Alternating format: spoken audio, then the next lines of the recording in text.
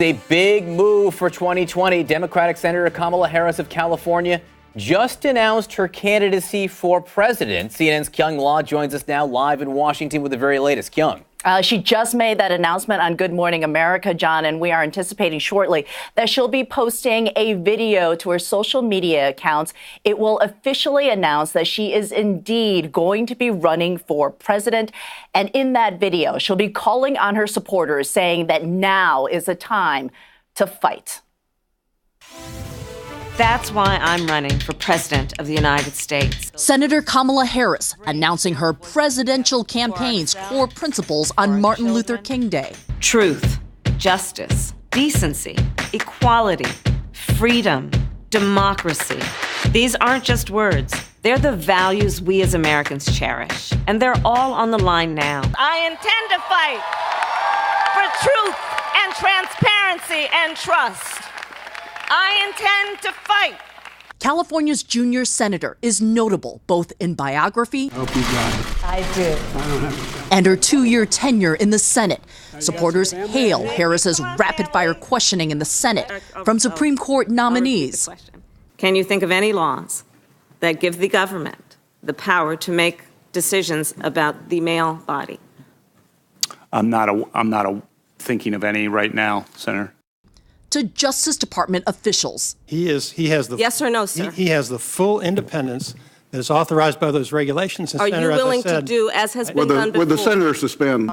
Making more than one of them squirm. I'm not able to be rushed this fast. It makes me nervous. A lot of the work I've done has been inspired. The native of Oakland says she embodies everything California stands for and what the president is against.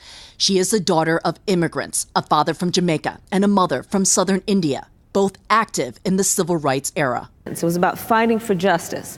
It was about fighting to make sure that all people had a say in their future. Harris graduated from Howard University, returning to Oakland to become a prosecutor. As a San Francisco district attorney, Harris crafted innovative programs to reform the criminal justice system at a time when other prosecutors were taking a tough-on-crime approach.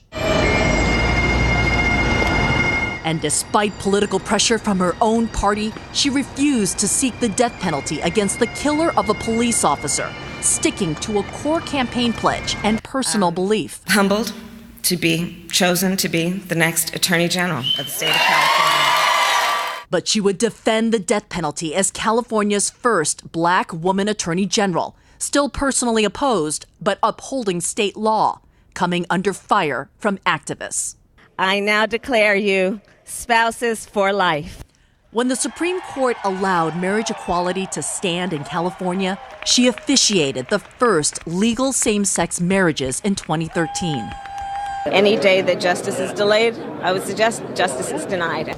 All part of her pledge to be a progressive prosecutor. It is a false choice to suggest that one is either in favor of the Second Amendment or in favor of reasonable gun safety rules. We can be both.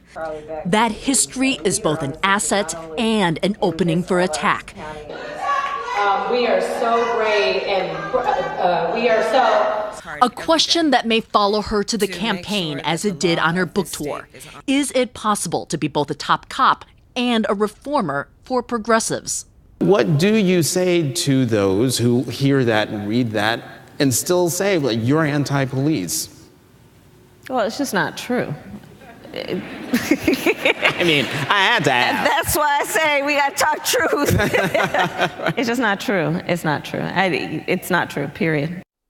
Now, this week, Senator Harris heads to campaign in South Carolina, and then this Sunday, she returns to Oakland. It is her birthplace, and it is there that she will kick off officially her presidential campaign. She unveiled her core staff today, and she also revealed her campaign slogan, John. It will be Kamala Harris for the people.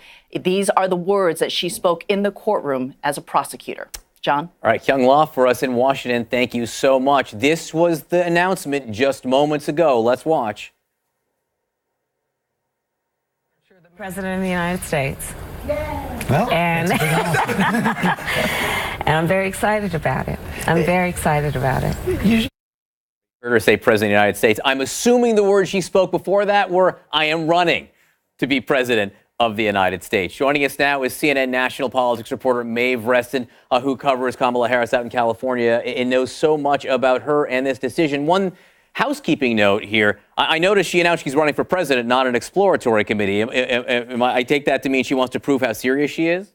Yeah, her staff decided that she was ready, John, to just jump right in. They didn't want to go the route of the exploratory committee the way that Kirsten Gillibrand and Elizabeth Warren has. She's been gearing up for this for a long time, and she was just ready to go. And, two other things I noticed. Number one, the timing of the announcement today is Martin Luther King Jr. Day. Kamala Harris, an African-American woman running to be president. What symbolism are they trying to hit there?